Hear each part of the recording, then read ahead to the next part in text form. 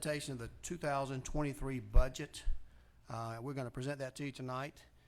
First of all, I just want to let you know that we have met with several commissioners by telephone or in person, and we still have ample opportunity to meet to discuss further. You'll receive your books tonight, your complete packets of all the information like we always do. We've been through this process together last year. I'd like to commend everyone for all the effort they put in last year to make sure that we live within our means, and we produced a budget that we thought met the needs of the community without any tax increases. We expect this year not to have any tax increase and perhaps have a millage rate decrease. We want to begin tonight with some information you've seen before, but we want to remind folks that what we did this last year, and instead of having me talk in the very beginning and read a bunch of information, we're going to just play the video that we played before during the State of the Community to kind of give you some information on what we did and the initiatives we had over the last year. That's going to be our look back. Then I'll go to the podium to do a brief presentation on some items that we're focusing on this year and including the total amount of the budget that we have. And then we'll lay out a timeline at the completion of that on the steps that we'll take next. So this time I'll ask our communications team if they would to go ahead and play that video if they're able to.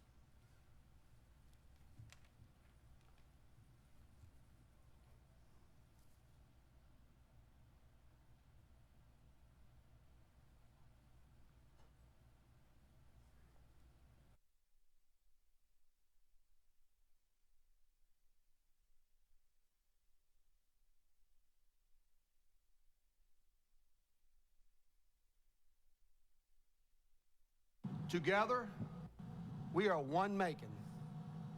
We are strong. We are nimble. We are smart, and we are ready to work together, a team for success for our whole community.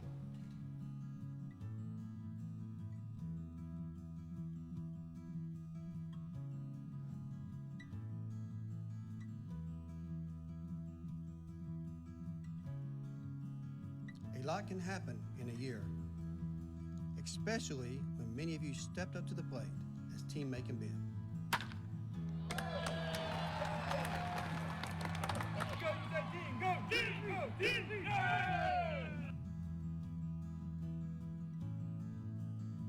We opened a safe and warm space for anyone in our community to stay, get the help they needed to get back on their feet to move forward.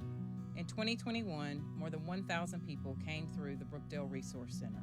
We served 57 families and cared for 158 children, helped 142 people get jobs, and 37 people get back home.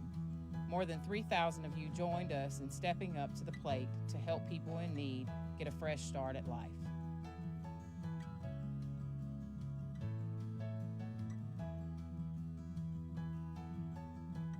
We made it easier to get mental health support.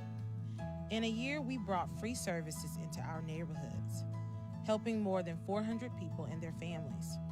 We provided more than 1,400 hours of counseling, and more than 300 people attended our events, which included canning, knitting, and outdoor pop-up jams. We stepped up to the plate because making mental health matters.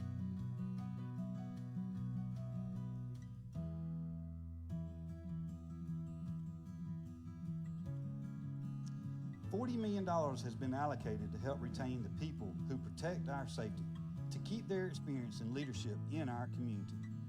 Add to that an increase to starting pay, and we're now in a better position to attract more people to the team and to keep the best for many years to come. We're also getting a new state-of-the-art training facility to better prepare our firefighters, and we spent millions on new equipment and technology for the Sheriff's Office. We're teaming up to make our community safer.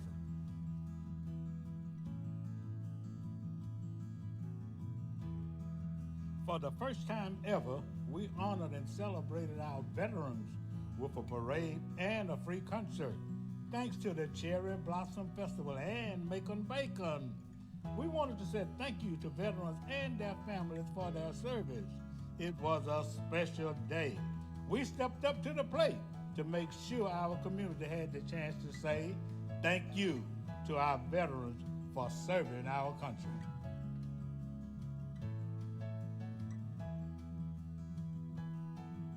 Tourism continues to become a larger and stronger industry in our community. With the expansion of Okmulgee Mounds National Historical Park, strong support for restaurants and stores, new and old, and so many festivals and events, it's easy to see why we were able to celebrate the opening of Hotel 45 in the heart of downtown. We stepped up to the plate to make sure we have a place people want to visit, and the hotels are stepping up to give them an amazing place to stay.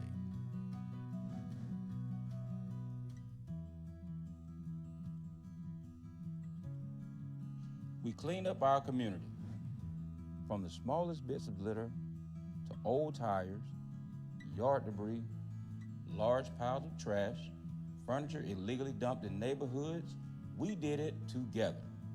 Departments and agencies work with our neighborhoods to keep streets clean, and then keep them clean. Hundreds of illegal dump sites cleared up, hundreds of neighborhood-led cleanups, millions of pounds of debris. We all stepped up to the plate week in and week out to show our friends and family that clean streets matter in Macon-Bibb.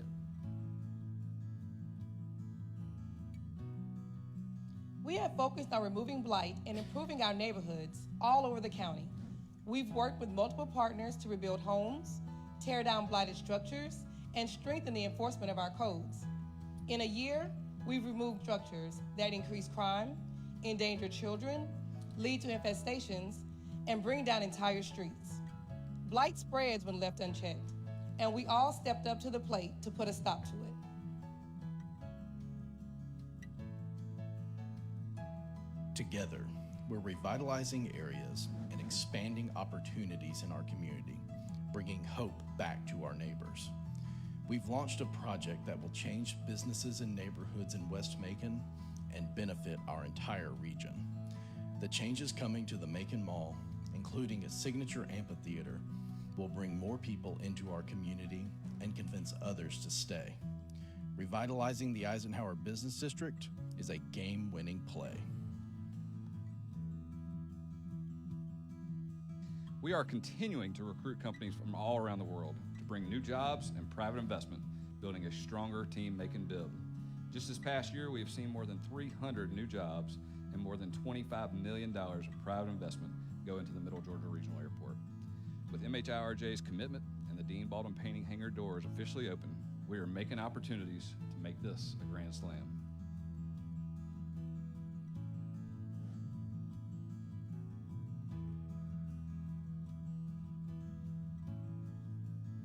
Our community is a hub of activity, with people coming here every day for work, shopping, eating, and entertainment. Many more stop here while traveling along the interstates, and they all use our roads and are protected by our public safety officers.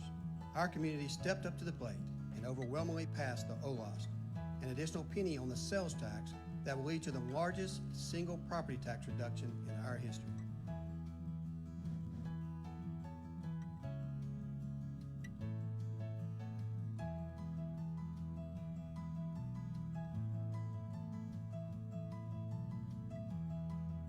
Public safety is the #1 issue for people in our community. A crime in one part of Macon-Bibb affects each and every one of us, no matter where we live. And that's why hundreds in our community came together to say enough is enough. To fight for homes is one, knowing it'll take each of us doing what we can, when we can, and for as long as we can. Macon violence prevention is guided by our community for our community. And now that we've stepped up to the plate to make our community safer, we're not stepping back until we've won the game.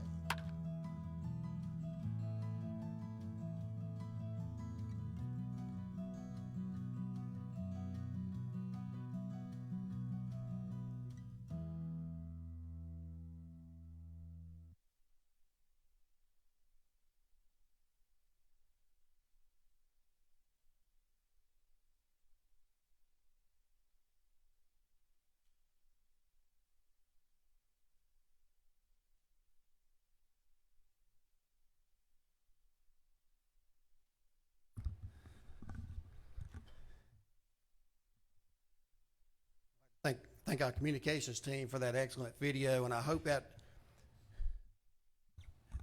lets everyone know on this commission and our community that we are truly a team, and that is evidence of teamwork. Each and every commissioner here today and everyone behind the scenes played a very vital part. And that's not lost on me, and I don't think it's lost on our citizens of our community, that it takes all of us pulling in the same direction to make all these things happen. As I look at that video, I think about all the times that we had together as a group, but how we engaged the community and how we were able to work together to do all those things. A lot of people don't realize that we did a lot in just 1 year. And really the first couple months of last year, we were getting to know each other, and we were getting to get our feet wet with some new commissioners on there and a new mayor on there. But I think that's evidence that we've worked together and we've tried to do what's best for all of our community. So I just want to let you know how much I appreciate each and every one of you. This is just the mayor's recommended budget. We've had conversations and we'll continue to have conversations to make sure that we try to meet the needs of all of our citizens together. So I wanted to begin with a slideshow that's going to give you some information, but I'm not going to go back and go through what's happened since consolidation and go through all those things, but it is important to kind of take a look at the approach that we've had for the last 2 years. So most of the slides that you're going to see tonight, that's going to be a 2-year approach, showing you what we did last year for some of our focus areas and adding what we're doing this year in some more focus areas to kind of give you an idea of the magnitude of the progress that we've had. So we're going to go ahead and begin with the next slide. Let's give you a little information about the general fund, the budget. As you can see, we had an actual last year of $177 million, roughly, and the adopted budget of 2022 of $174 million. And then you look at a proposed $198 million this year. On the right-hand side, you'll notice we did the same approach we did. We started out with a millage rate of 20.331, and last year we were able to lower that millage rate. After the tax assessment came back last year, we were able to look at that, and we only accepted not the new tax assessment they have as far as increases in people's property, but only the new builds that we had and the sales, and we're able to reduce those taxes down to 19.901. So if you look here as a tentative, that's where we begin at. The 19.901 is the current millage rate in Macon-Bibb County. And I say this because we all know, you probably received some phone calls like I have last night and some messages that I've received of people who are beginning to get their tax assessment notices. As I constantly remind those tax assessment notices are estimates that's generated by the tax assessor's office, and it has nothing to do with myself or these commissioners, have no input whatsoever. I've asked our tax assessor to prepare information for the public to educate them on the process on how this happens in Georgia. All the counties in Georgia now, and all the mayors that I spoke to, I met with about 40 this last week. In every single city and county, the mayors that I spoke with, they all have substantial increases in their tax assessments.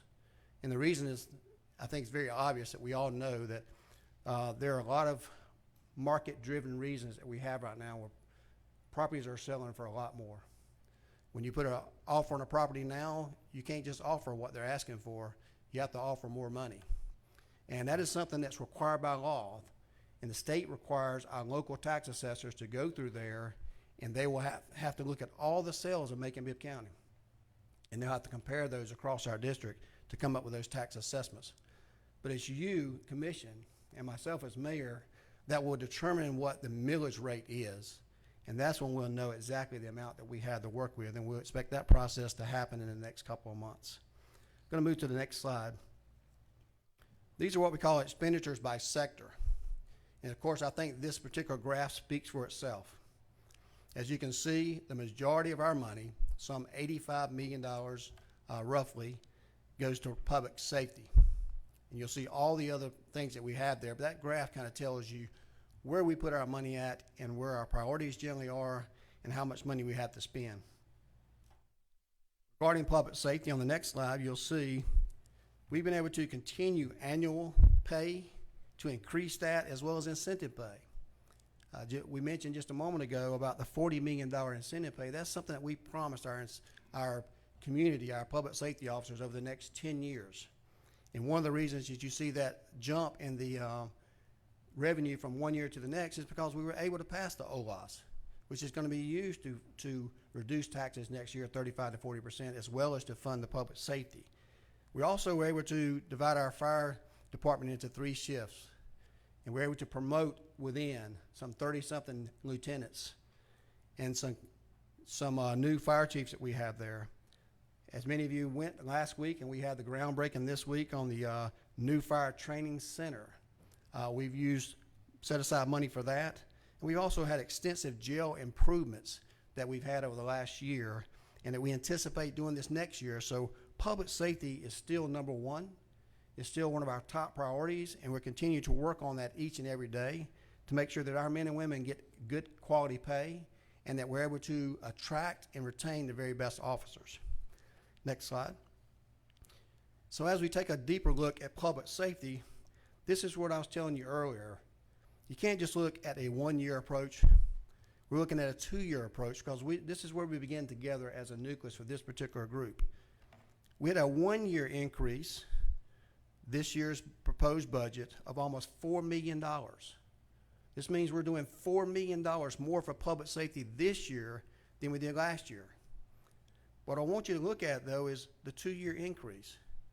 Just last year's budget and this year's budget, we've increased public safety over $10 million. There's the numbers right there for you. We're going to release that information for everyone to see, but over $10 million with this proposed budget in the last 2 years that we've done for public safety. This is on top of the $40 million incentive pay that we're calculating out for the next several years for incentive pay for our public safety. I think that's important to note, particularly when we talk about crime. A lot of people say we need more money in public safety.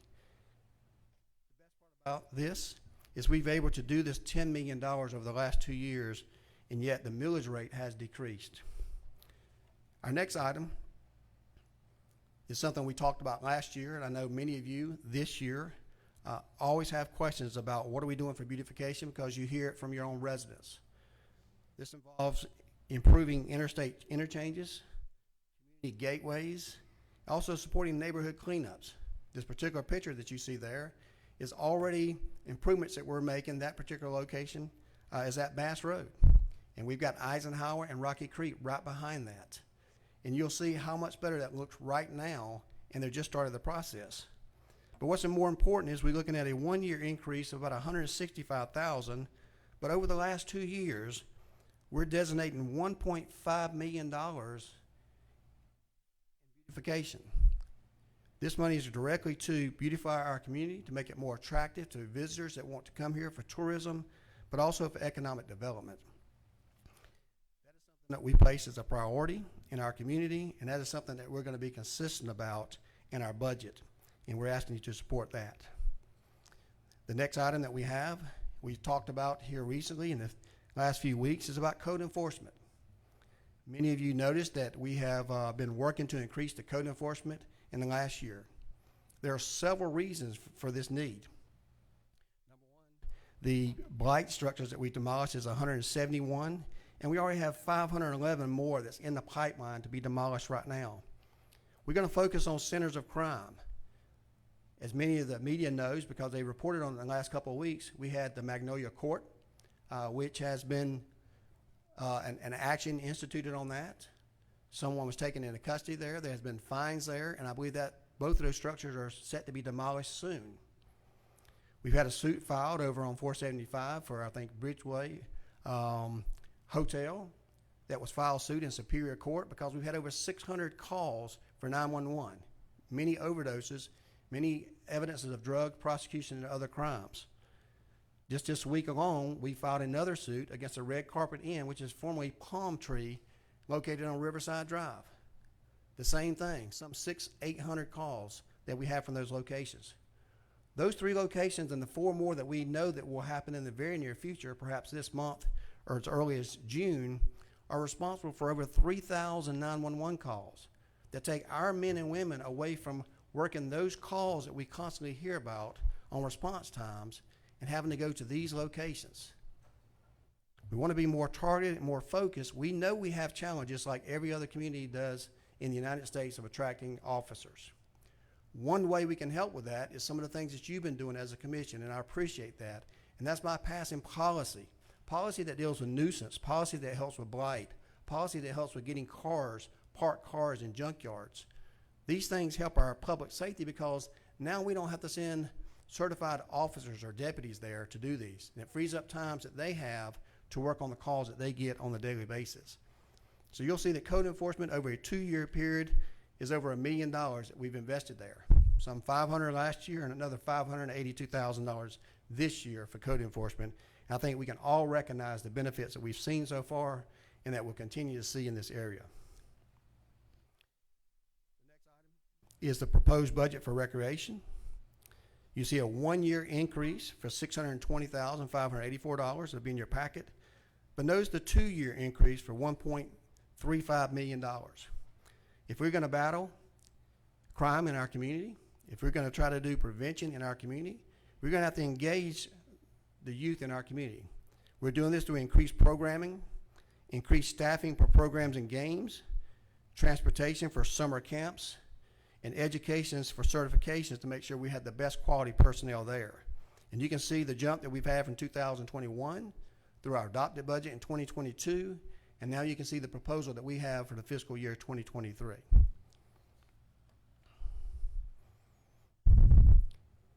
Our next item to consider is pedestrian safety.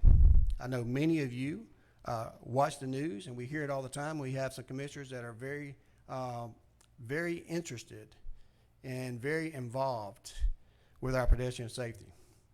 We have a board that is very engaged, that wants to help our community, but we continue to leave some stats that we don't want to be leading in through pedestrian safety.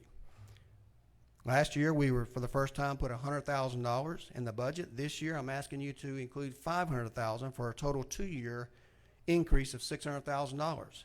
This is for installing calming devices and signage, installing and repairing street lights. Just a few weeks ago, many asked about how can we get more street lights, and you saw what we did together as a group just this last couple of weeks in downtown Macon. Repainting street lines, crosswalks, and other markings, and other recommendations that we want to get from the Pedestrian Safety Review Board.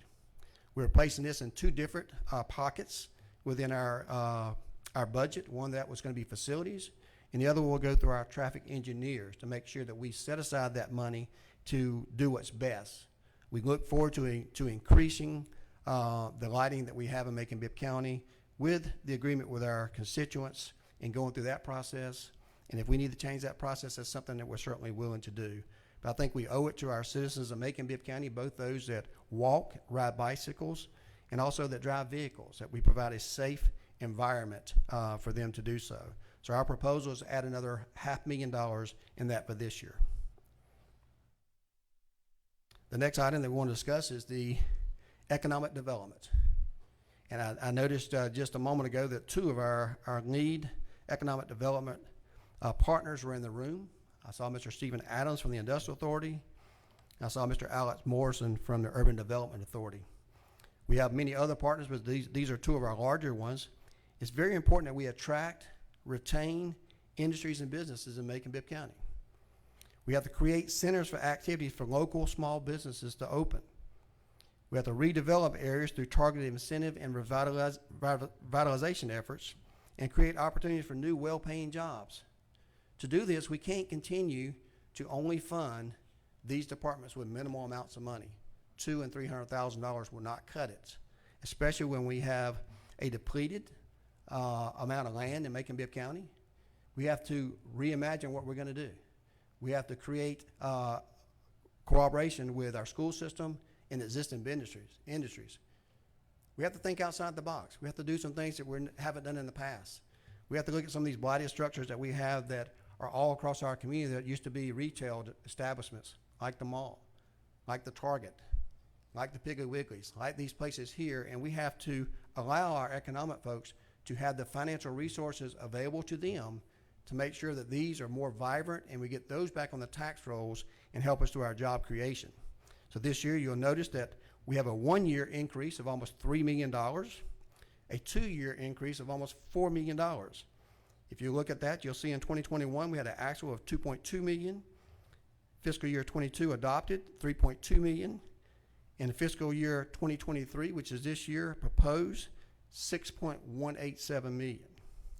We believe it's important if we're going to be competitive, if we're going to offer those good quality jobs to our community, that we must invest into economic development. And finally, I want to move on to the health and community service that I know that's important to all of us. You're going to see a 1-year increase of $1.1 million. This will fully compensate and take care of our transit authority to make sure we get them to all areas of our community on a timely schedule and to be able to expand those areas of operation, but also to make sure that we fully fund our libraries. We want to make sure that our libraries are something that our children can go to, that we get back to the literacy and get back to the education and work together with our partners. I know we've got something going on in East Macon with Sherwinton. We're looking at possibilities. We certainly have one at the mall. And one of our commissioners wants to look at possibilities over on Houston Avenue. So these are things we have to do if we're going to encourage education and literacy. I am calling upon our new superintendent and our Board of Education to work together in a collaborative effort with us to make sure that we get behind the Mayor's Literacy Council that you agreed to fund this last year, and they agreed to fund with us to make sure that we get back to teaching children how to read, write, and also teach them financial literacy.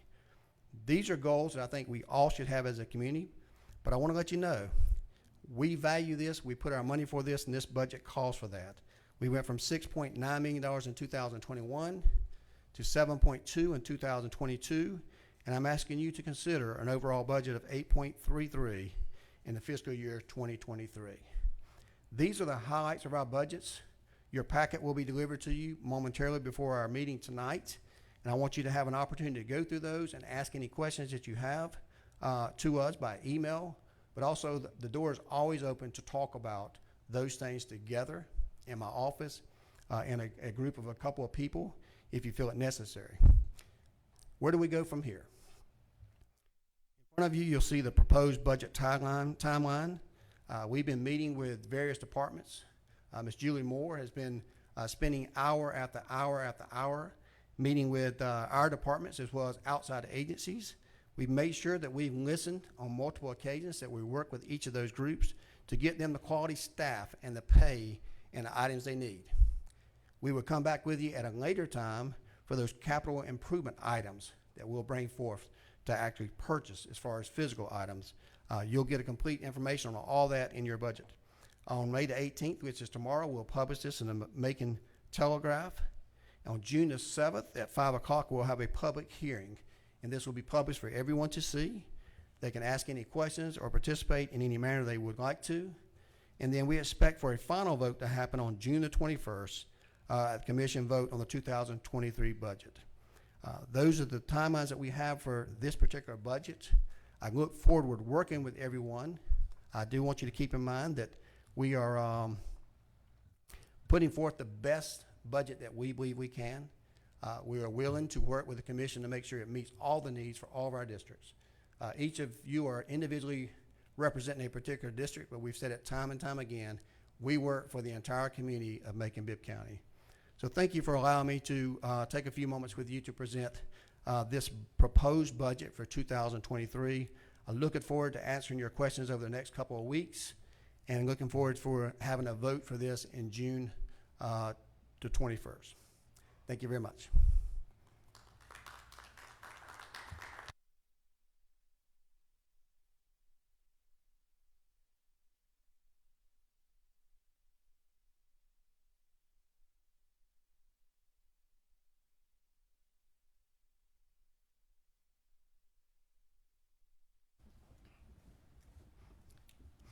Thank you everyone for your participation or your listening today. This is a proposal by the mayor's office, and commissioners along with the public would have plenty of opportunity to participate in the process. We do want to make sure that everyone at home knows that this will be an open process. We'll prepare copies of all the documents and we'll post those both online tonight, as well as a copy of the complete budget, and they'll be notified in the Telegraph as well. So you'll have all access to all that information. I think they're posting that as soon as we get through right now. They're telling me it's already ready. So we'll have a copy of that for tonight for everyone to look at and review. This will conclude our budget proposal for 2023 for tonight, and we're going to stand adjourned until our meeting begins tonight at 6 o'clock. Thank you very much.